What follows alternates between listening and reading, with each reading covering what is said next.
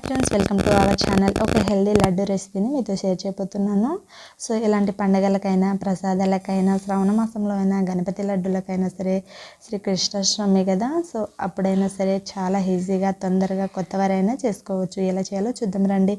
దీనికోసం 1 కప్ పుట్నాల పప్పుని తీసుకున్నాను. 1 కప్ పుట్నాల పప్పుని తీసుకొని స్టవ్ మీద ఒక కడాయి పెట్టుకొని దీంట్లోకి 1 కప్ పుట్నాల పప్పుని యాడ్ చేసుకోవాలి. యాడ్ చేసుకొని వీటిని మంచి ఫ్లేవర్ వచ్చేంత వరకు వేయించి తీసుకోవాలి. సో ఇలా వేయించి తీసుకున్నాక దీంట్లోకి కొన్ని ఎండు కొబ్బరి ముక్కల్ని యాడ్ చేసేసుకోవాలి. ఇలా ఎండు కొబ్బరి ముక్కల్ని యాడ్ చేసుకొని అంతా ఒకసారి కలుపుకోవాలి.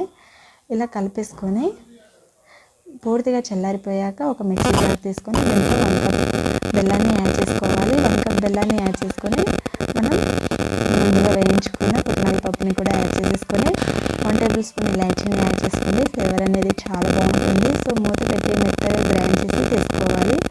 ఇలా మెత్తగా గ్రైండ్ చేసి పౌడర్గా తీసుకున్నాక చూడండి, ఈ క్వాంటిటీలో గ్రైండ్ చేసుకుంటే పర్ఫెక్ట్గా వచ్చేస్తుంది. ఇలా గ్రైండ్ చేసి తీసుకున్న దీన్ని ఒక బౌల్ తీసుకొని బౌల్లోకి యాడ్ చేసేసుకోవాలి.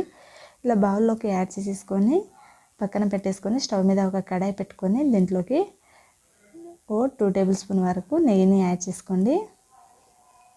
నెయ్యి అనేది పూర్తిగా కరిగిపోయాక దీంట్లో కొన్ని జీడిపప్పుని యాడ్ చేస్తున్నాను. మీరు ముందుగా చెప్పినట్టు ఏదైనా డ్రై ఫ్రూట్స్ని అయినా సరే వాడచ్చండి. అంటే బాదం, పిస్తా, కిస్మిస్ ఏదైనా డ్రై ఫ్రూట్స్ ఉంటే మీరు వాడచ్చు. నేనైతే నార్మల్గా జీడిపప్పు వేసి చేస్తున్నాను. వీటిని నేతిలో మంచిగా ఫ్రై చేసి తీసుకోవాలి. మంచి ఫ్లేవర్ వచ్చేంత వరకు ఫ్రై చేసి బౌల్లోకి యాడ్ చేసేసుకోవాలి. ఇలా యాడ్ చేసేసుకొని వేడిగా ఉంటుంది కదా, ఒక స్పూన్ తీసుకొని స్పూన్తో కలుపుకొని తీసుకోవాలి. ఇలా స్పూన్తో అంతా ఒకసారి కలుపుకున్నాక తర్వాత మిగతా కాస్త నెయ్యిని కూడా యాడ్ చేసేసుకొని చేతితో కలుపుకొని తీసుకోవాలి. సో ఇలా మిగతా నెయ్యిని కూడా యాడ్ చేసేసి ఇలా చేతితో మనం పర్ఫెక్ట్గా మంచి క్వాంటిటీ వచ్చేంత వరకు చేతితో పర్ఫెక్ట్గా కలుపుకోవాలి. నేతిని పిండిని పర్ఫెక్ట్గా కలిపేసుకొని తీసుకోవాలి.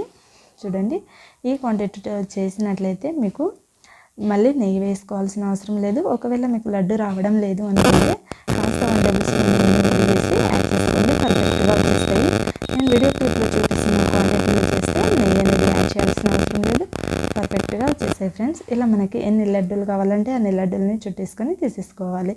మనకి క్వాంటిటీ ఎక్కువ కావాలంటే డబల్ తీసుకోవచ్చు.